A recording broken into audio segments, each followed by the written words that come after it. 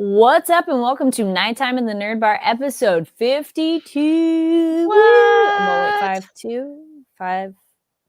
One of That those ways. is a year's worth of weekly episodes. That is one Yeah. episode a week if we were to go without breaks, but we don't go without breaks because we're human beings and resting is important. Yes. We are live, and if you're watching this live, join us in the live chat. And if you're watching later, no worries. Comment down below. And on standard Monday way, we make our way to you. It might not be exactly at 7:30, but we will be here for you. And who are we? Yes, I am Carrie Lane, and I'm Katie Cullen. Hi, all my buddies. We will be talking Spy Family, My Hero Academia, some cool anime news, tell you about some events, and we have an unboxing. So stick around for all that. We got Charles Darcy in the chat, says, "Heyo, hello." What's up? Yes, I like the profile icon there. You might want to stick around because that might be connected to our unboxing thing. Alrighty, so let's get into it. So yes. Things we are excited about. So this we is are one heckin' excited about this one. Nice. There we go. I opened another tab and I'm like, that's not the one I wanted. Wait, where did it go? The Monday energy. It's already started. Well, it was our tab open in YouTube, and I'm like, whoa, I don't need to like watch it. Wait a minute. Yeah, where'd it go? Well, while I'm looking for it, it is for all our Demon Slayer fans. Demon Slayer is coming to theaters. It is coming back. Oh, there it is. Yay. The Swordsmith Village World Tour. So Crunchyroll announced the LA premiere event. It's going to be on February 18th, and it's also the North American theatrical release. And there we go. The upper ranked demons assemble, and Tanjiro's journey to the Swordsmith Village begins with a red carpet premiere event in Los Angeles. So that's very exciting, and it looks like there will be some special guests for that. So stick around, and as they get closer, they'll make more announcement. But right now we got I believe they linked a sizzle reel on Instagram. Go check or something out like that. Yeah. I see Natsuki Hanae, Aimer, sorry if I'm saying that wrong, and then the producer Yuma Takahashi. So those will be there for the world tour ahead of the North American premiere. Just trying to see if there's anything else. So yes, I think that's going to be down at the Orpheum, which is a really nice theater. For the ticket, if you are in the Los Angeles area or you want to get yourself there, tickets will go on sale starting on January 7th on Ticketmaster. So go check that out, and good luck. And also, I was looking any other information. So big screens, it's going to come out in the rest of the US on March 3rd. It'll be in Japanese with subtitles as well as dubbed in English. So you get your choices of both, or go support both, because go support anime and movie theaters. See it twice. Yes. And so, boy, that is a quick dub turnaround. That is simul-dub territory for this movie. Yes. So go follow Crunchyroll for all those details. And that's very exciting because we're Demon Slayer fans. Yeah. And if you are new to us, we did cover the last season of it. So go check that out here on this channel. Also, real quick, got a couple other people in the chat. We got Giga Derek. Against all odds, I've arrived. Hello, humans. Oh, yay. Hello. Well, welcome. Glad you're here. And Charles said, great timing right now as My Hero ends, Demon Slayer begins again. I'm excited. We are perpetually following the adventures of the soft teal shonen boy. Yes. Just always. Yeah, and no, it will, that is going to be an absolute blast. I'm excited for that to be back, because that's a show that I'm like, yes, more. I'm happy. Give me more of that. If you want to go back and watch our coverage, there's definitely more than one instance of me rolling out the conspiracy board to try to figure out the timeline and what's happening, and also just transcending reality over some of the developments. So it's a fun time. It's a very fun time. We got our little Demon Slayer rep right here. Yeah, we do. And we'll show you more of that shortly. But yes, so that's it for Demon Slayer news, which is super exciting. And then Katie, what's up next? Stepping away from anime a little bit, we're adjacent. Most of us got our anime. Our generation got our anime growing up on Toonami and Adult Swim. And we have a press release from Adult Swim. Adult Swim kicks off holiday season with live action feature from Casper Kelly. Presented as traditional fireplace video, surreal horror film makes surprise debut on Adult Swim. So intriguing. if you're watching Adult Swim, if you are into horror, you know how, like, I've read this through and I am intrigued by this. You know how there's those Yule log videos where it's the fire crackling. It's nice. Occasionally there's something fun. Evidently, this starts as a Yule log video, and then you see someone walking by it and it pulls out a little bit and it becomes just a whole feature thing. Oh, that sounds really cool. After beginning with festive fireplace visual and holiday music, Adult Swim Yule Log gives way to unfolding a pulse-pounding story set within a remote cabin in which a mysterious and deadly fireplace constantly burns. Filled with mind-bending twists and a bizarre cast of characters, Adult Swim Yule Log welcomes viewers into a surreal, genre-defying thriller. So check that out wherever you are able to watch Adult Swim things. I'm going through and being like, I could have sworn that they told us where we could watch it. So I'm trying to find that information in here. Yeah, available to stream on HBO Max and to purchase digitally, which makes sense. I think a lot of Adult Swim original stuff is on HBO Max at this point. So if you have HBO Max, check out that little treasure of a horror movie. Because let's be real, these Yule log videos are ubiquitous at this point. So someone actually picking up and doing this is so interesting to me. Yeah, I like the idea of the premise of how that could lead from it's a screensaver into a film. You know, it's like, oh, it's this nice holiday thing. Oh, wait. Yeah, but there's more. That's on HBO Max. It is called Adult Swim Yule Log. Go ahead and check that out. Apparently, it was tentpoled by the season 6 finale of Rick and Morty, and it's, as we said, by writer-director Casper Kelly, and he was also behind Too Many Cooks. For those of you who are familiar with Too Many Cooks, same dude, new video. Check it out. Nice. Yeah. And that sounds like it's just going to be buck wild. Oh, yeah. I'm excited. Things we're excited about is going to lead into an unboxing, which we'll get to that just a second. But I'm going to take this down because the thing I got at an event recently, I got my Katakana Godzilla hoodie. Yay! So a huge thank you to a strangely compelling multimedia. They had a holiday party this weekend. It was super duper cool. They do video games or like marketing and promotion for that at the event. It's the cover Q-Posket and Rocket Panda games. And that's where you can see I'm going to take this down so you can see it better. These cool figures. And I was like, yes. Like if I could strategically get one and not totally. How about I just do this? I know, but I just wanted to show this one real quick because if you're not into anime, but we got our Stranger Things. Yeah.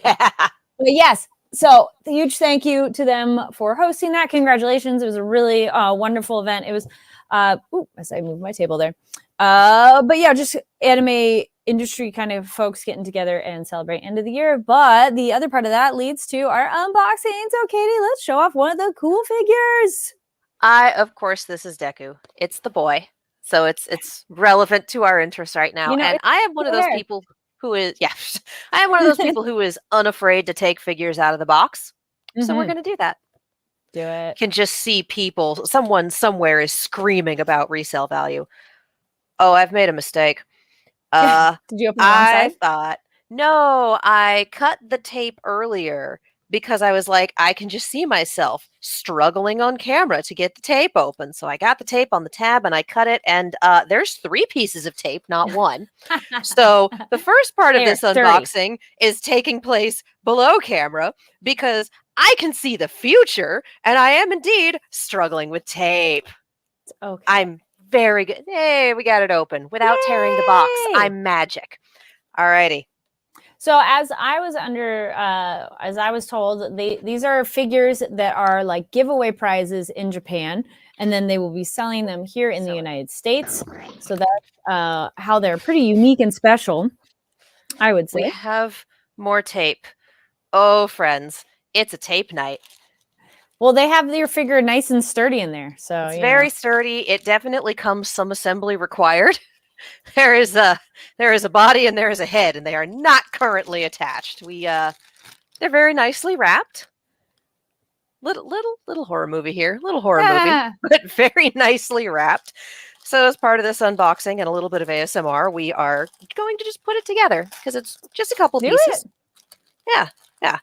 So give me a minute while I continue to struggle with things on camera. While you're doing that. This is my life. This is totally my life. How's chat doing? How is chat? Hey, guys. Giga Derek goes, I can see the future. Giga Derek, yep. No, I can see the future. Some of us watch Team 4-Star a lot. Right, so the head does go on. Oh, that hurts. Okay. Well, you need to put a towel on your palm. I do. He's got very spiky hair, so pushing that in was one of those, all right, I'm going to take care of this, immediately followed by, oh, I have made a mistake. Obviously, Katie is just very good at figurines. Obviously. For relatively simple assembly. There we go. Yeah, 3-piece assembly. He's so cute. He is so heckin' cute. Look at the boy. Look at the boy. That is a really cute little assembly. It does not look like it's jointed, so it's going to be just display. Yep. It's stationary. It's also pretty good size, let's be real. Yeah. What is the size? 2/3 of a human head. So, not too small, not too big. Yep. Not bad. So a little taller than your average pop, but nice detail though. Really cute, like chibi art style. So this is adorable, and he's gonna go on my bookshelf. Yay! There is no place to put him here where he'll stay on camera, so he's not gonna be on camera anymore. They're Q Posket. Yes, you can see the brand names there. Nope, the brand name is on the base, but I can't really do it without shading it because of the way my lighting is set up. But brand names on the base. Again, we just have heckin' cute boxes. It's very well packaged. Different sides too, because there's different pictures. Yeah. And then some of the boxes have different print on the outside of the box too. Yeah. So this one, if you see, it's got more of the comic book style print. In keeping with the show itself. Yeah. So, and actually this season's opening very much. Yeah. So it was very nicely packed, very sturdy, and very easy to put together. So I am not always the biggest figurine person. I'm not going to stand here and tell you that I am extremely well versed or extremely good at them. But this is heckin' cute. It's very solid. And it came together very nicely. So thank you, Q Posket. I love this. Yes. And thank you for Strangely Compelling Multimedia for having this event and letting us get these in our gift baskets. I was very excited. I've been giving them to some little cousins, and I send a picture to their parents. And I'm like, which ones do the kids want? And it's fun seeing which ones they pick too. So. And for Ruby Humans, I have a Yang Xiaolong that I need to unbox and pop together. So that's also fun. Yeah. I was like, yep, they have, the variety is patently ridiculous. There are so many of them. So odds are, if you are into a larger franchise, you will be able to find, if not your favorite character, because sometimes you're just really into the obscure characters that only you and one human on Tumblr love, and that's perfectly fine. But they have a very large variety. You will be able to find something you like. Yes, and they're super duper cute. I was just like, those were my favorite ones that I was excited to grab. So I got my Jujutsu Kaisen, Demon Slayer, and then Stranger Things there. So Stranger Things, they also had some Disney ones. So they have Elsa Anna, which of course that's popular with the kids. They've got Ruby. And Ruby. I don't necessarily would say they're super child friendly, but it really is just the head, the body, and the stand. So it's whatever age group can do it, can handle that safely. And then obviously people like us, and we like a good figurine. So yes, if they ever get an Overwatch license, I'm in trouble. just gonna throw that out there. If they ever get an Overwatch license, I am in trouble. Yeah. I can see a little Reaper figurine with that. It'd be amazing. Anyway, Well, not Overwatch, but that unboxing, there were also some Resident Evil voice actors there. So I was like, stay tuned, because maybe I might try to get them to come over here and say hello. Nice. Yes. So generally speaking, Resi humans are lovely humans. Oh, they're very lovely people. Alrighty. Let's get into. Speaking of, and they do have some My Hero figures as well too, by the way. I mean, we just unboxed one. I know. So. I meant like. Yeah. They had Uraraka, they had Kaminari. Yeah, there were a few others. Which we might be doing a giveaway too. So stay tuned. Yeah, stay tuned. Alrighty, so stay tuned. Follow the socials. We're on the Twitter. So. Alrighty, My Hero Anxiety, which actually, this one wasn't as like holy shit as much. So can we take a step back on this one and go, raise your hands if you knew this already? Like, yeah, this is one of those things where it is one of the manga spoilers I had, but even before that, even before the chapters of the manga that dropped these particular events, essentially, everyone was kind of leaning in and going, so we all know Dabi's a Todoroki, right? Like, we all kind of know this. Look at the eyes. Look at the eyes. He said himself the fire quirks are a dime a dozen, but like, look at the body shape. Look at the eyes. He's very much a Todoroki. Yeah. So this is one of those, like, if you are the type to sit down, analyze, look at foreshadowing, look at the clues, like if you are the type to do that, you probably had him figured out in like season 3, possibly earlier. But that's when they really started dropping the clues. Way back when Hawks and Dabi were like first interacting. For some reason I was hearing then, which also, this is also they had this at the event where they had you pick a random ticket and you could get a prize. Oh, heck. So shout out to my man. That's nice. Yeah, so this is the sort of thing where it's like, all right, Dabi's a Todoroki. We knew that. Okay. The execution was something else.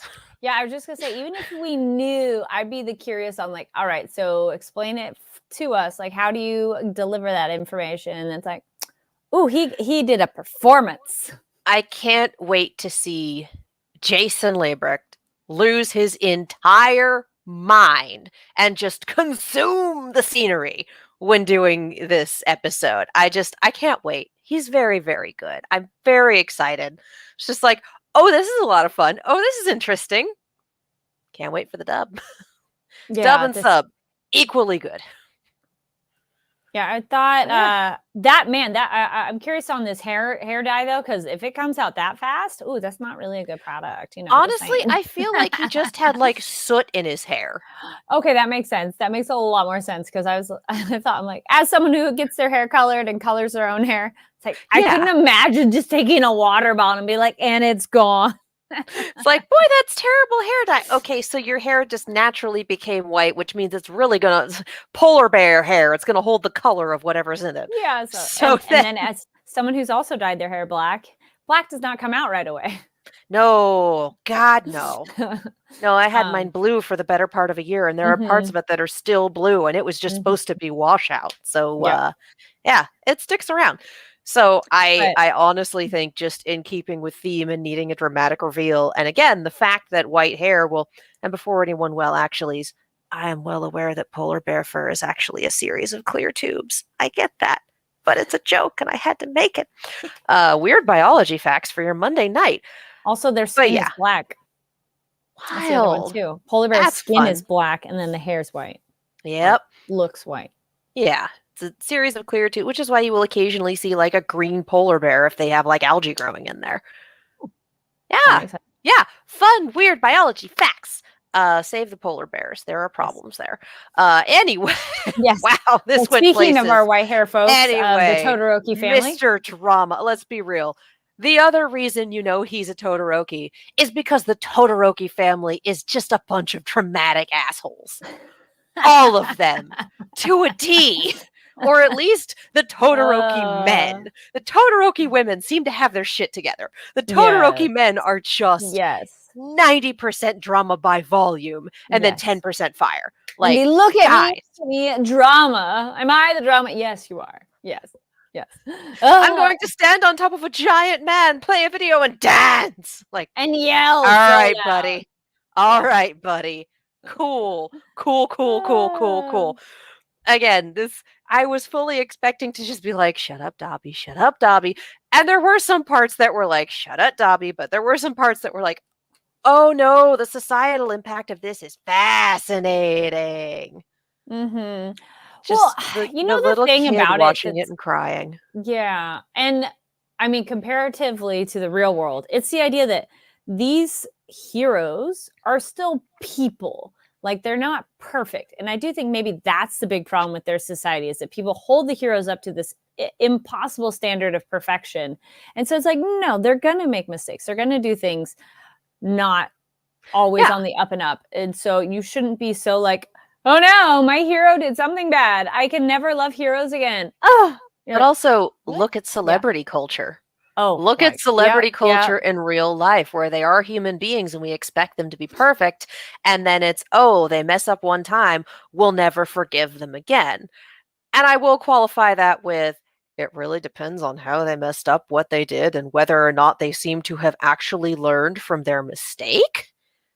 Like, some people just keep repeating the mistake. That's not an oopsie. Yeah. Your sleep medication or lack thereof did not cause the things you said. Yeah. So, alcohol also doesn't just suddenly like I was intoxicated. Yeah, no, that was there. It's the difference between a real apology and I'm sorry you got mad.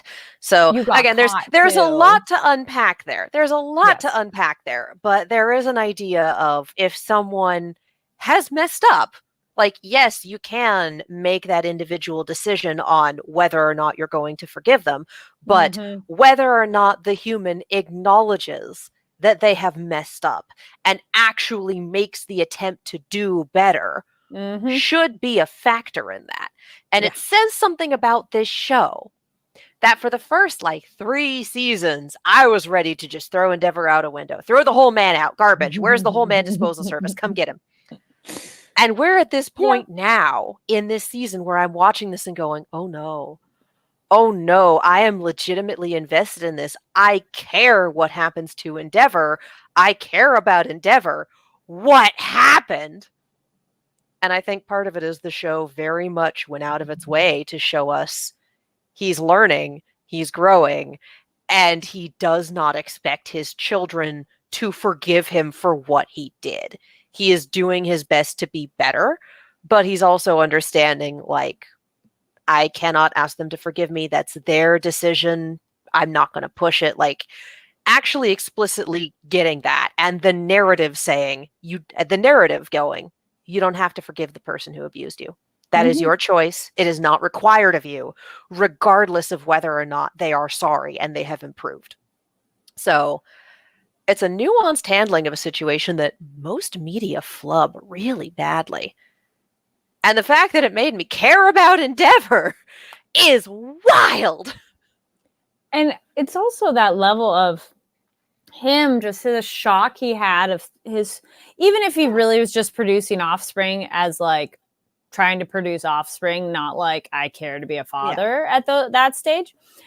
How his distraught paralyzation of wait, my child's alive was okay, all right. I never believed you were dead. I looked for you, and now here you are in front of me. An endeavor to be better. All right. Yep. All right. Yep. I'll give you that. That's a good one. That was very good. But yeah, just that awful cosmic shock of, I looked for you. I mourned for you. I tried to find you. I found ashes. Yeah. And you weren't. And now you're here as this person. I mean, that makes sense in too of why his Dobby's body is so whack. Hecked up. Yeah. Can't handle that quirk. Most of him was immolated. Destroyed. Well, or I'm curious what happened then during the fire. Did part of him burn up? Did somebody find him? What? Did he lose his jaw? Was that someone else's jaw? Apparently. What happened here too? I mean, yeah.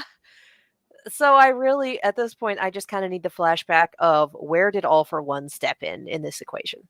Mm-hmm. And it also makes me wonder, like, when was Shoto born? Was Dabi still around when Toya, right? Was his name before he Yes. became Dabi? Was Toya still around when Shoto was born? Because he Mm-hmm. talked about, like, I saw you made your perfect puppet. I wanted to kill him. But, like, what's the... I don't have that timeline crystallized. So if anyone knows the answer and it's not a Yes. manga spoiler, like, let me know. Because that's what I'm curious about. Yeah, I'm kind of curious. There's a lot of missing pieces. I'm like, so next Yeah. episode we get Oh, to yeah. fill that Oh, in, yeah. please. Okay, cool. Yeah. That'd be And great. Endeavor also talking about, like, he put a lot on this. Like, okay, he didn't have the cooling quirk, but I put all my hopes and dreams on my firstborn son. Like, Mm-hmm. I'd hoped that he would heal this awful, like, all of his character flaws, the jealousy, the anger. Like, he also put that on his kid, Mm-hmm. which is not a good way to do things. And we saw what happened to his family because of it, but also the admission of, like, I put it on you and I hoped you could heal it. Like, well, it's not okay. It's not okay. But at least, like, wait, parental you're ambitions aware. thrust upon their child and what unrealistic That's a expectations? problem? It causes issues with the kid? What? Never. Never. Yeah. No. But yeah, so. And the mom Again. watching this live on TV. Oh and my the God. other siblings too. It's like, oh my God. Because for all of them, it's like, that was very much a weight that was pulling down the family. Like, your firstborn died. So, like, surprise, he's alive. And a villain. Yep. Airing all of our dirty laundry to the world, I guess. So we're Giga Dash is asking, does Dabi overheat like Endeavor? Oh yeah, badly. We actually had that earlier with Hawks figuring out his blast patterns and going, okay, he can't do too much in a row. He needs to cool down. And again, also that is probably why so much of him is stitch punk, as it were. Yeah.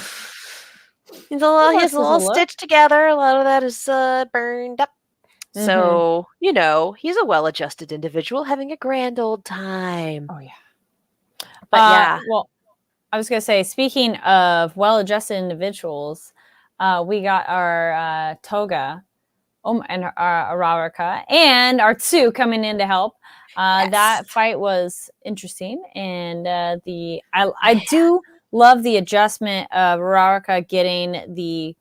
I mean, we've seen it before, how she can have the extended ropes, if you were, and to have the objects. I'm like, yes, that totally makes sense, because it's so nice, because I felt early on her powers were like, she can float, and now it's like, no, she can do. But like, no, that's cool. And that's when, like, she learned to fight. I was like, yes, okay, she can, like, take care of herself now. But this was like, yes, it was so nice to see that kind of in play during that fight. And Toga's a cray girl. Yes. Well, it's another one of those things where I hesitate to call it a parenting fail, because you kind of do the best you can with what you have. But the whole, I thought like this, and I was told to just keep it all inside and lock it down. It's like, that's not how you should really handle in a kid.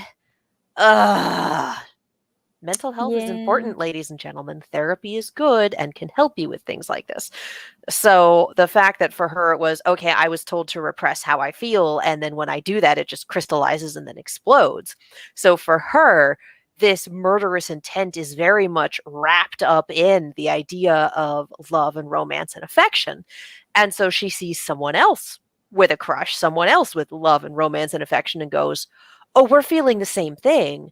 So we must want the same thing, because this is how it works, right? Hence I wanted to sit down and talk about boys and crushes with you, and also maybe wear your skin. So, like, again, she's really not okay. Yeah. She needs help. She needed help a decade ago and did not get it. And I'm not going to sit here and go, oh, well, this is just because, like, no, we're not going to just because mental illness, not being neurotypical, etc., yes, that does factor into things. Personal choice also factors into things a lot. So I'm not going to stand here and be like, oh, anyone who feels like that is a bad person. That's not true. We're talking about a fictional character who is a villain, and we're getting bits and pieces of the backstory. So it's interesting to go in and go, yeah, she needed help. She needed help at this specific time. She didn't get it. But we also have explanation, not excuse. Because every time she puts a knife in someone, that is a choice that she is making. Which then I was speaking of, yay for Froppy, get our Sue coming in and getting tongue action and like knock that. I was like, yes, because also she's also underused too. But overall, I have expressed that this show, I don't know about the manga, but probably as well, very much underutilizes their female characters. But oh yeah, no, that is better than most shonen manga, but still not great. Yeah, we've cleared the bar. The bar is at tripping level. The thing is about it that's even more just like. Is the female characters are just so cool. Like they're good characters. They're really interesting. But let's just put them on the shelf. We're not going to do anything with that though. Really cool powers, really interesting dynamics and relationships and like how we can team them up. But that's over there. We're going to focus on just the boy characters. I'm like, oh, come on. We got a bunch of guys. And I'm like, well, that's nice. But you also got a bunch of girls that are pretty great. The only character that needs to stay on the shelf is Mineta. Like he can he's gotten a little just a sliver better over time though. I was gonna say he's been useful this past season or so. He can, as long as he's being useful and not being Mineta, it's fine. Everything's fine. Because it's also because it's a class of both the boys and the girls, and so it's like you're really underutilizing half of this equation. So, like that's side complaint about the show. Just keeps happening. Anyway, you can enjoy something and still analyze its faults. I was going to say, small asterisk, you can love something and still criticize it. Just saying.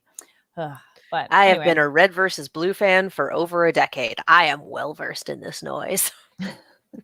Just like, It's always interesting. People are like, no, you can't like say anything bad about it. It's like, no, it means you care. Because otherwise, if you didn't care, you wouldn't say anything.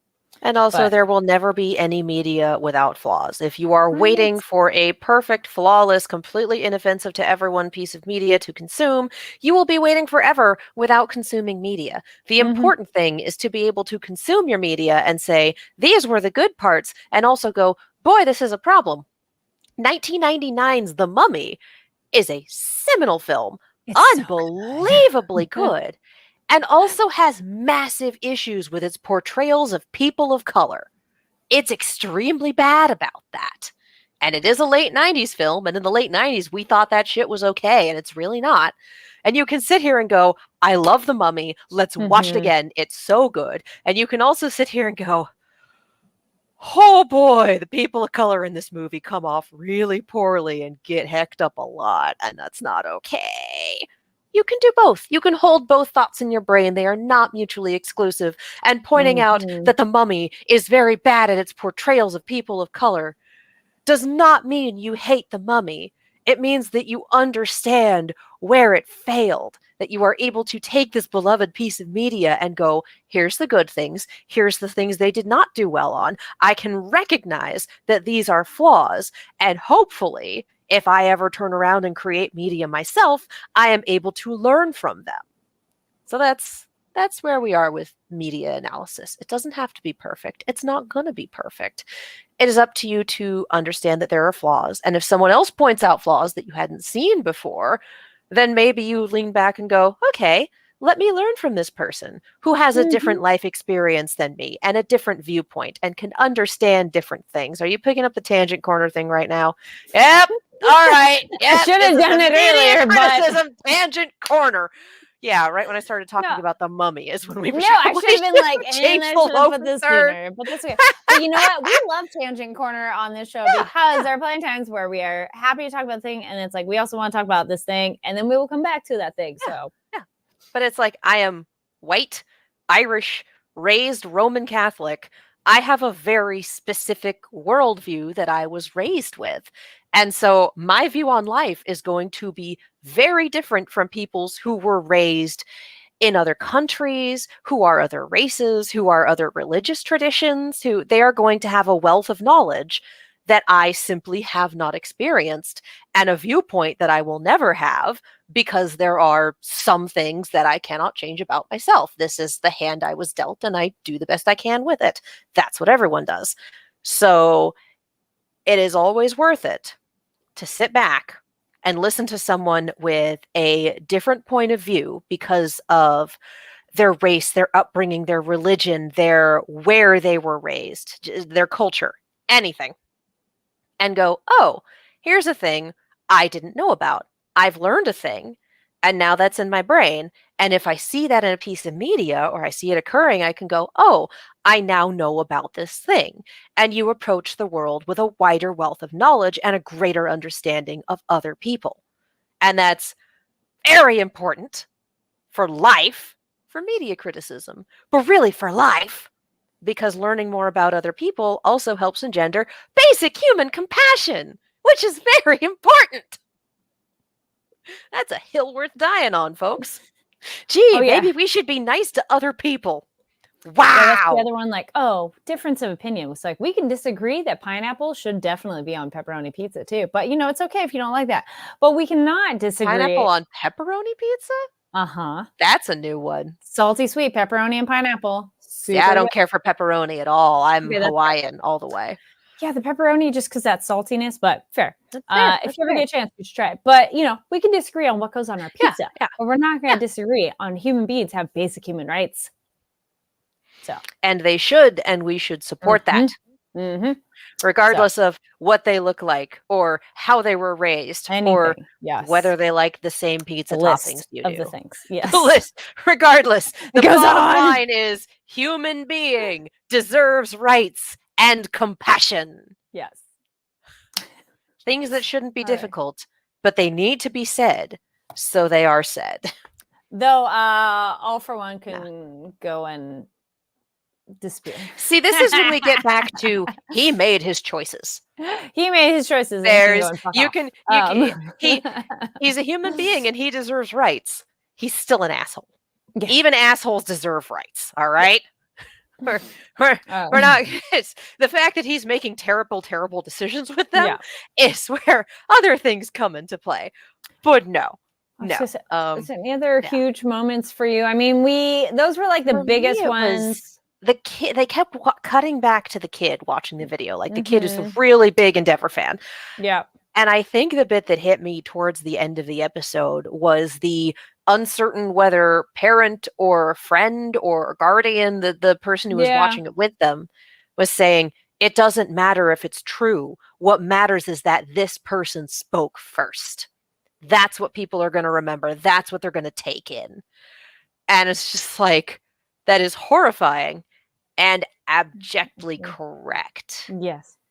Yikes. Mm-hmm. So that it's one of those things to keep in mind, just like, okay. And also that Endeavor and company are currently working in a communications blackout zone. Yep. Yeah. It's not that they can't communicate, it's that all of their radios and whatnot are down. So there's still satellite and whatnot available. Yeah, I think things are going to start turning in favor of the heroes. They better. Best Jeanist just showed up from beyond the grave. I was going to say, that was the other thing. I'm like, oh, yes, the other major one, starting with the turn of denim. No. Denim. Oh, I was reading differently, but... Oh, no, it's the Mario. It's the underground levels, the da-da-da-da-da-da. Oh, I was hearing more like Eminem song. That's something more like... Or something with like Venom, but it's denim. Wait, Giga which one is it? It's Mario music. It's what are Mario's overalls made of? Denim. Like, it's a thing. I was just thinking Venom, and then it's like I'm gonna hit him with the denim. I do appreciate. I'm glad he's okay. The last time we saw him, it very much implied like, oh, Hawks just committed a whole murder. Mm-hmm. And that was last season sometime, or possibly earlier. So the fact that we cut two Best Jeanists in Game Grumps, really, And the fact that we cut to Best Jeanist in this in the jet going, I need you to get me there faster, and like we know it's him. So then having the, by the way, Hawks killed him, and I'm like, wait, did they ruin the surprise of him being alive for the audience? Like, why did we have that scene in it? Was that supposed to be, or was that set up to be like, hey, remember this guy? And then we have the clash of Dobby's words of, and Hawks killed him. And then we go into, he's back in action, despite the fact that he's still very much injured. Because that really is one of those, like, I Google searched and you found that this was a lie 2 seconds later. Be like, as soon as Best Jeanist is seen alive, be like, he didn't murder anybody, but, you know, it's not like he murdered Once again, communications blackout zone. This that video can get a lot of traction before anyone sees that Jeanist is there. And also, that man better survive this battle, or we're in trouble. They did ruin it a little bit. I'm like, I guess I felt it was like, well, I felt they were showing him but hiding the face of like, guess who it is? But I'm like, it's pretty obvious who it is. You know who it is.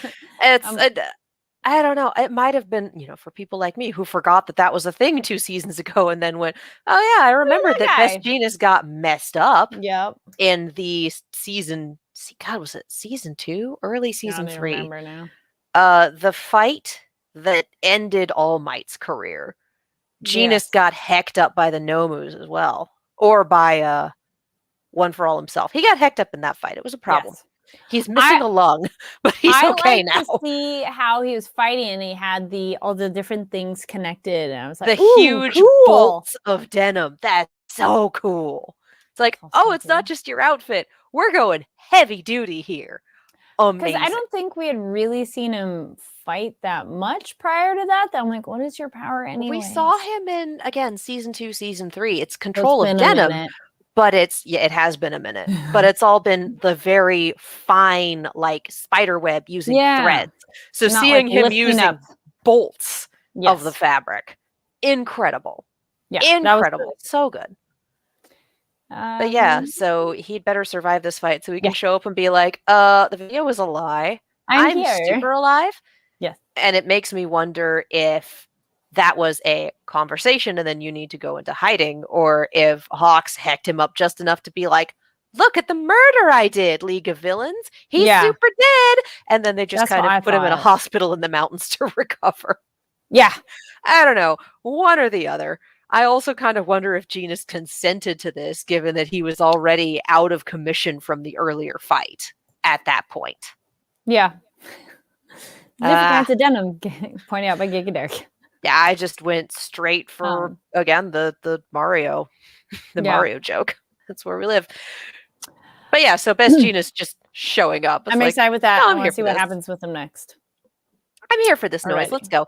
It feels like, I could be completely wrong about this, but we tend to have 2 arcs per season. And again, I have some manga spoilers, but obviously not any context. It feels like we're starting to wrap this arc. Yes, we have all the players in place. Yeah, only halfway through the season, but like this arc. Gigantomachia is there. Shigaraki is heckin' out of commission. Anyway, I feel like we're starting to kind of wrap up the pieces here. We'll see how this goes. And I am still waiting for the anesthetics to kick in for Gigantomachia. I thought there was a moment where he was like breaking down a little bit. I'm like, no, that's just him like reverting to less claw form. Yeah. But I'm it's just one of those things where there was so much emphasis on it. And there was a minor success there. Like, we haven't really confirmed did it work or not.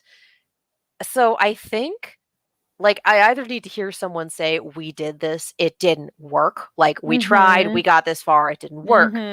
Or for it to actually happen, because that's Chekhov's anesthetics right there. And we're still not sure. It is entirely possible that it will come back around at a pivotal moment in the fight. We don't know. Yeah. We don't know. I'd be curious. Who knows? Anything else in My Hero before Spy Family? There was so much in My Hero. I know, but like those are the big things, Yeah. Most of it was just Dobby happily chewing the scenery. Yes. Although I right, did so appreciate Shoto, of all people, having his head screwed on straight and going, "You do this, I'll take care of this. Dad, yeah. wake up. We got to do Dad."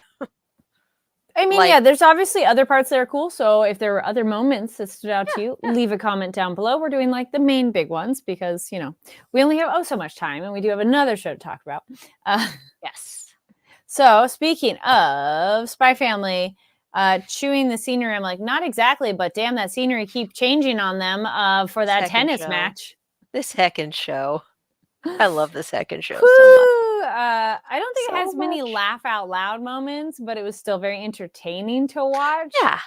And was amusing, and just like the absurdity of different ways you could play tennis. Like, what?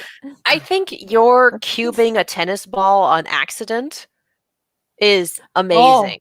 That was so cool. And I'm sorry, Mr. Midnight, Ball. I'm bad what? at tennis. what? I don't understand. And I do like our Midnight not really understanding what did she do. What? Like, what? Yeah. And it's like, no. Just Twilight over here, like, that's why I said don't. Mm-hmm. He's lived with her long enough. He fought her bare hand while she was drunk. True. He knows So, something's up. Oh, yeah, no, he's got some idea, like, this woman I married is actually very strong, and we're just not going to ask about it, so she doesn't ask about any of my noise. Are you there? Anya? Yeah, no, just it was Anya going, I understand why Becky loves these shows. That was, I think we're having a little hiccup on technology, unless this plays out fine later. Well, wait a second. Oh, I'm back. there we are. Can you What happened? Technology. So I was saying the moment that I was like, oh, that was hilarious, is Anya going, oh my gosh, I understand why Becky loves these shows. I want to watch the fight too. Flashing to one, flashing to the other, and then upwards, Becky. Just like, they're gonna have a cat fight. Like, oh. But it's just Nightfall's little fantasy of I'm leaving so she can become this, and Twilight just going, okay. It's like that. Amazing. Also, neither of you have any faith in this man, do you? Just none whatsoever. Yes. All of it, I was but calling also her Midnight, so sorry. Literally none. Yeah. It's fine. It's fine. I think it's Nightfall because we were doing like Nightfall. Twilight and No, Nightfall. I think it's Nightfall, and I'm like, no, Midnight sounds wrong. So Midnight is my hero, and we haven't seen her for a few episodes. Just like, which I hope she's still okay. Yes. Nightfall, I thought she was pretty amusing on this one, and then the post-credit scene of her working out on that swing so she can come back here. The extremely perturbed bear just clinging to the tree like, what? Just the ridiculous tennis tactics. They really broke out the Sakuga for the unpredictable movements, and it was absolutely hysterical. Flips and like turns and Oh yeah. Oh, and then the son opponent goes, I want to learn to be a better tennis player. Thank you. It's just like, you're young, you're talented, keep honing your craft. Like, quit doing this bullshit. Keep honing your craft, and you'll be a very skilled player. And even the dad, like, oh my God. Yeah. Can we talk about how this was all for nothing? Yeah, pretty much. That was very amusing. It was just, It was this guy's stash of rare photographs of actresses. Because if he kept him in the house and kept going to plays, it would have continued to make his wife angry. Yeah, I got some vibes. I was like, yeah, it's one of those like if he had been into like rare paintings or a collection of baseball cards or something, like, okay, I would understand you put it away so the wife doesn't get angry, but you do your best to kind of keep marital bliss going. It's like, these are rare photographs of young actresses. Buddy, there might be a reason your wife's mad. Like, yeah. Yeah, so it's like, I can see one point of view, but the actual specific item is what pushes it into territory. Yeah. Oh, okay. Like, oh, that's a problem. Oh, I don't like that one. Yeah. It's an issue. So yeah, go figure. It was essentially all for nothing. But like that's the whole point is they have to do these things because you don't know what it's going to be, and it's not worth the risk. So. And again, we talk about Nightfall is still operating very much within a spy drama, and Twilight is in a comedy. So the different genre expectations really change what you're doing. Yep. But the going back to the disguise, swapping the paintings, and then so what did you pick? This really ugly pot, which I don't know if you noticed had an eyeball in the middle of it. Bunch of gems and then an eyeball. And a couple and jewelry of I don't care about. Yes. Like, oh, we'll give them to Handler. And then when we see the Handler, she's wearing the rings. It was great. It was such a good detail. It's like, no problem. Yep. It's like, yeah, these are mine. They don't get to be seen in public because there'd be questions, but these are mine. So yeah, no, it was just Twilight having there has to be something else. There isn't. There has to. Like, oh, that's buddy. It? No. Oh, you did so much. And it was for nothing. And just the continual, like, I'm fine. And then he just hits the wall, like, oh, he's like, oh, I'm so tired. I think we all feel that. We all feel that so much. But I appreciate you're on go mode, and then I appreciate for him it's never gradual exhaustion. It's just balls to the wall in it until it's over, and then it's like tennis balls. Oh, yep. Yeah, it's just super, super, super in it, high energy. It needs to be done, focused. And then once everything's over, everything catches up. Like, I appreciate that we get that. I appreciate that he's not immediately just fine after doing all of that. That he at the end he's just like, I am so exhausted. I'm so done. Yes. Good night, everybody. Can we just? I like that. Can we do guys mind if we do take out? I feel that too. I feel like, that. That is a mood. Oh my god! Yes. Like, I love cooking, but there are times where I'm like, I just want to order something. I don't want to do anything. Yo quiero Taco Bell. Right? Yeah. Just those times it just hits right. Oh yeah. Oh my god. Yes, they have nacho fries right now. And it's like, I need you to give me the nacho fry box with the burrito, the taco, the nacho fries, and the drink. Thank you. Anyway, so that's Katie's Taco Bell order. You want to treat Katie? Get her Starbucks and Taco Bell. Merry Christmas.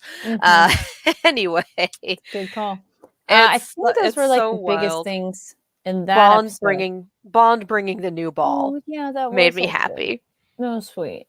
But also just, I think we're going to have a little more to deal with in terms of Yor and her self-esteem as a mother and wife, just because of the bit that we had at the end, that cutaway with like her hair down, staring out the window. She looked very serious. Yes. And the whole, like, her declaring I won and Twilight not getting like what she was getting at there. Because he doesn't see this weird rivalry that, like, he knows that Nightfall's trying to do the thing, but his concern is Nightfall's trying to do the thing and she needs to chill, not Yor's gonna have an issue with it. It's like, it's yours. She's fine. Like, no, buddy, you have no idea. Nightfall did some damage. And it's so sad because Yor is such a wonderful and interesting and unique human being, and you know, she's so great at her job and so many other things, yet really she's the nicest assassin. But you know, just really lacks that grounded sense of confidence that you're just like, why? But you know, sometimes the most out there people can be the most insecure, so I really do hope that she can find the okay, I am, you know, I'm enough, and move forward. So I was like, oh, come on, Yor. Oh, and there's the element of societal expectations at play here. Because again, we're looking at, you can get arrested for adultery too. That was the other one of those. I'm like, whoa, okay. That again, a very 1950s. I know that this is European, but my brain goes McCarthyism. Yeah, because you could turn people in for anything. It's just unpatriotic activities under McCarthyism. There you go, done. So I was like, it's all very bad back then. It was all very neighborly surveillance state sort of thing. So yeah, they've made it very clear that, like, this is a world where single women are scrutinized because why aren't you married yet? Are you a spy? Is something wrong with you? So Yor being able to keep her job under wraps, her role as an assassin under wraps by being in this fake marriage, but still very much caring and very much going, I'm not being an adequate wife because in this society that we have here, a wife should be, doing the cooking, taking care of the house, the stereotypically feminine roles, or we're kind of living in that era for this. Yeah. So the fact that she's not able to do that is, we've seen it be a source of distress, like the hilariously bad cooking. Her learning to cook. Yeah, it's okay. Yeah, tried so hard, got so far, in the end, food poisoning. And the minion injuries, which I'm like, well, fair, because I would consider myself a pretty good cook, but I injure myself pretty often cooking. So if she's new, I could imagine even more so. Yeah. So we can understand why, especially if it's like, oh, well, he always complains about his wife, It's like, oh, excuse me. Yep. She doesn't know that's all a lie, so. No, she has no idea. She's not going to ask about it. No. Nope. Because that's not who she is. And again, this is a marriage based on lies, but it's better than most marriages based on lies. Let's be real. I'm just really curious, and well, I guess that's a question. Would you, and no spoilers if anybody knows now, would you want this unit to learn the truth about each other? Because I feel it's one of those, it is amusing they all don't know. But I really do want to hurry up and get to a point where they do know, because I think they would be so much more successful as a unit if they really did know the other main secrets. Comedy is based on failure. That's true. It's based on a set of expectations and them not being met from an unexpected angle. Hence the Mel Brooks bit about tragedy is when I get a paper cut, comedy is when you fall in an open sewer and die. So it's, and again, you see comedians and a lot of their stuff, the good comedians at least, are able to keep it focused on themselves and their absolutely buck wild experiences. So yeah, learning the truth feels like a series finale. I think learning the truth is where it stops being a comedy. Because half the humor, most of the humor on this is based on where they all know. It'd be them dealing with the outside world. That's where the comedy will come in. Like they are all in on the secret, but when they got to interact with the outside world, that's where the comedy will shift. Because there are those shows too, where like our unit knows something, but the outside doesn't know it. That's fair. I don't think they're a cohesive enough unit for that to work. No. And I don't think there's any way for a spy and an assassin who know the others are a spy and an assassin to trust each other. And especially I'm a spy, I'm supposed to be keeping all this shit locked down. This child has been reading my mind. This is a problem. So again, I think the point where they learn about that and they have to deal with those very real problems with very real consequences is the part where it stops being a comedy. So I'm not necessarily here for that. I need them to kiss. That's what I'm here for. There is a certain amount of conflict in that as well. I do want that relationship. I need them to kiss. Come on. I need them to kiss. I need them to kiss. Please kiss. And again, just Anya, mommy and daddy are flirting. No, we're not. Like, just kiss. It's fine. Just do it. Just kiss. Come on. Yeah. Just do it. Just do it. Yep. It's not going to happen, but just do it. So I feel like that is more likely than secret identity being found out. This is true. Alrighty.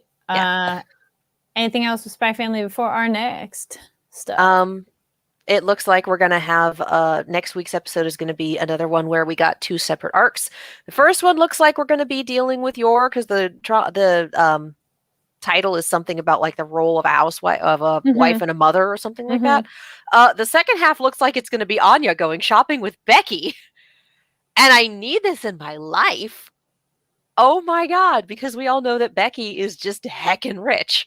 And Anya going shopping with this heckin' rich friend. It's just like, I need it. Yes. I just need it. Anya with her misunderstanding of social situations and social cues and her definitely not as big a budget as Becky and her just Becky with the good heart, man, Yeah. So I'm here for it. I'm absolutely, I really, that's one of those things where it's like, I didn't know I wanted it until I saw it and now I need it. gimme. Yes. Yeah. Good times. Trying to see, there we go, of stuff you should check out. So things that we've been watching, reading, gaming, whatever that we think you should check out. I was like, what did I do? Well, I've had a busy weekend, so I'm like, I haven't watched as much. But it is, I'll do it as a plug because now it is out. I got to, and I'm like, that's our plug at the end, but this is tied in together. So, one, go watch the movie RRR, Rise, Roar, Revolt. It's on Netflix. It is amazingly fun, over the top action movie from South India, and it's just it's so fun. And it's one of those, just know everything is extremely over the top, and they know it, and they do have so much fun for it. So then my plug for that as well is I got to talk to the visual effects team as well as the composer and cinematographer about what are their favorite visual effects scenes, as well as find out how the title sequence got chosen, which is the like title reveal in the like earlier part of the film. So that's really cool and exciting to hear about that. So go watch that. So go watch my interview. And then the other thing about it, which is exciting, they just got nominated for a Golden Globe. So that's like, yay! Nice. And we'll see if they get nomination for Oscars, because they might get it for visual effects, but that's kind of it. So it's like, yeah. So, yes. Yeah. Oscars likes to nominate for its high artsy Oscar bait, and that's like it. Yes. Although I would go nuts to see Wakanda Forever win Best Picture. Right? Just Wakanda Forever superhero movie win? No. Wakanda Forever is a 2-hour exploration of grief and the mourning process, and it is unbelievably good and hurt my heart a lot. I really enjoyed Wakanda Forever, so definitely watch that. I think it might still be in theaters. I think so. It's probably still showing. It's only been like a month. Yeah. Yeah, it's been like a month at the end of this week. I'm sure it's still in theaters. I'm sure your local like AMC or Cinemark still has showings, you know?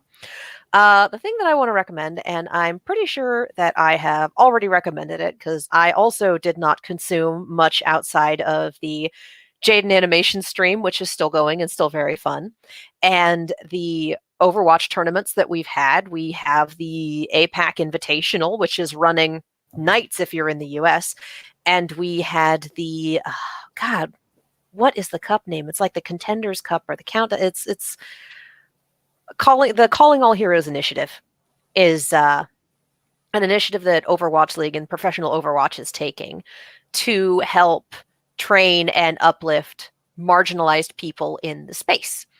So, and I think we had a bit of I had the conversation elsewhere about how a lot of the space is very straight male dominated because it is a video game space, and women, people of marginalized genders, people of marginalized ethnicities, et cetera, tend to be pushed out for not being a straight dude. So we've had very little LGBTQ representation in the league, and we've only had one professional league level woman player, and that was Geggery on the Shanghai Dragons, and she's still a phenomenal human being, but I also can't blame her for retiring from the league. So Shanghai Dragons, there's a lot going on. There was a video, sorry to interject there, but I was like, real quick, there was a video going around. It was like a company in Brazil or something. I did see it. Oh my gosh, if y'all haven't seen this, there's video going around where it's a video game company. They've voice modulated, changed men to women's voices, and they got to play, and just how disgusting and awful the comments change from it being a male player to a female player, even though it's the exact same person, same abilities, and how they referred to them, how they talked to them, how they helped and didn't help them. Oh my gosh. But it's one of those we all knew, but it's a nice piece of like scientific evidence, if you will, of like, we did an experiment. This is what happened. It's like, we all know, but also it helps to have the data. And it was one of those, it was Valorant or it was CSGO or it was something like that. For Overwatch, if you leave one of your teammates out to dry, your entire team suffers and you are extremely unlikely to win. There are other games where you can do team kills and where you can leave a team member out to dry and it doesn't affect your performance as a person. So again, reasons I prefer Overwatch. They give me weird cartoon characters to play, and it's very fun. I'm a Zenyatta main. It's a problem. But yeah, so the Calling All Heroes initiative, the first part of the tournament was this past Sunday. And what Calling All Heroes and contenders have been doing, and I love this, for the casters and for some of the players on the announcement screens, they've just been putting the pronouns in the lower thirds like it's no big deal, because it's not. So I'm like, hey, League, hey, pros, we need to do this now. You did it in casters. You did it in attendees. It looks great. Do it for the League when it comes back. You know you can. You know you should. Anyway, so support the Calling All Heroes initiative. We are getting 2 more days of that this coming weekend. They are long stream days, but that VOD is super worth it.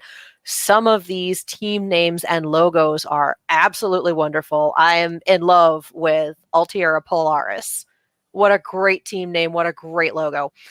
So yeah, and a lot of these teams are sponsored by professional league teams or professional league organizations. So San Francisco Shock has a team on there named Timeless. Washington Justice has a team named Red. Again, Altiera, which is a larger organization, has 3 separate teams competing in there. So it's there is a lot of pro support for up-and-coming players who otherwise would not be supported in the community. So this is great. It's not what I was planning on recommending, but like definitely support the thing. Support your tier 2. Support Calling All Heroes. This is all good stuff, you guys.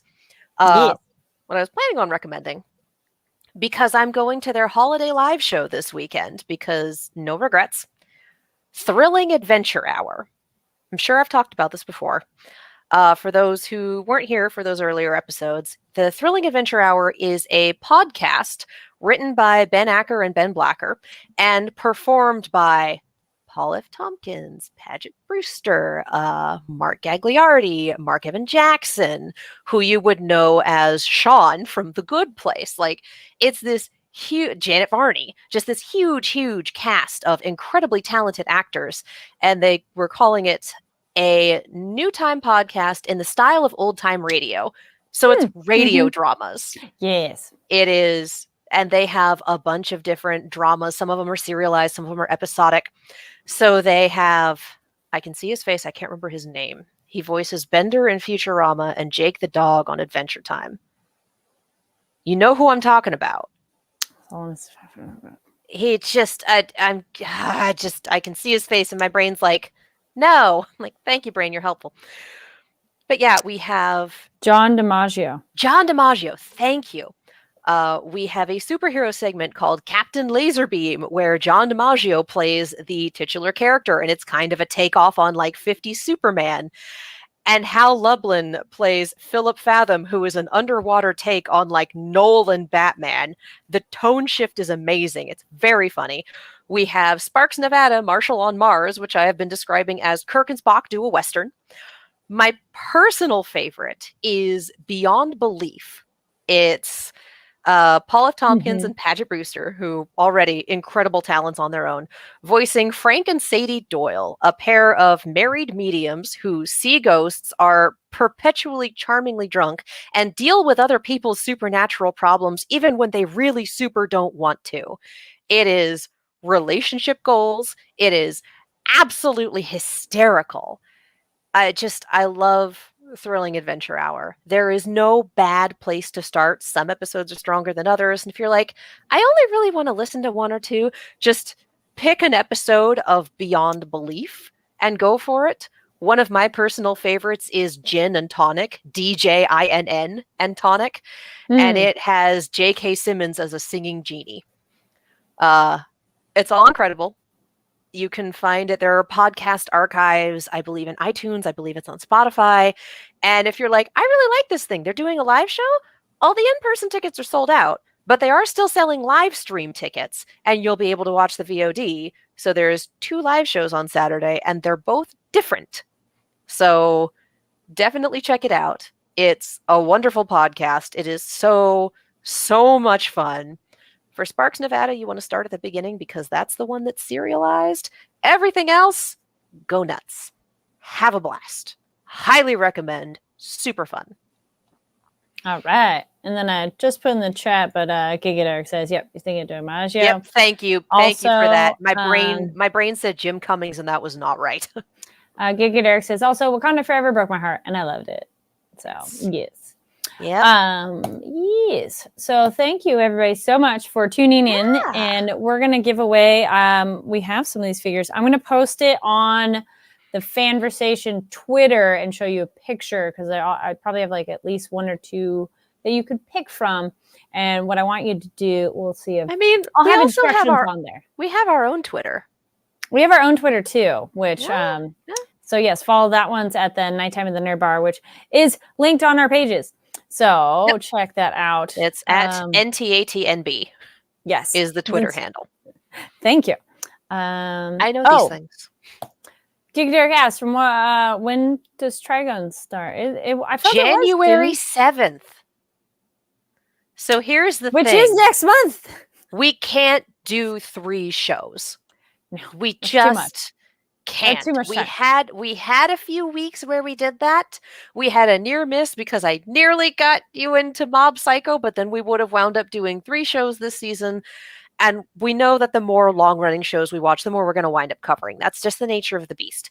We cannot willingly take on 3 shows unless you know of a planned end date for Spy Family or for My Hero Academia. Mm-hmm. Then maybe we can pick up Trigun after that, but we can't do 3 shows simultaneously. This show already runs over an hour most days. We can't push it to 2. I feel it's one of those, like, maybe we'll watch it on our own, which I feel we're going to, and we just might have our things you should check out. Like, okay, we watched some of it. These are our thoughts. Yeah.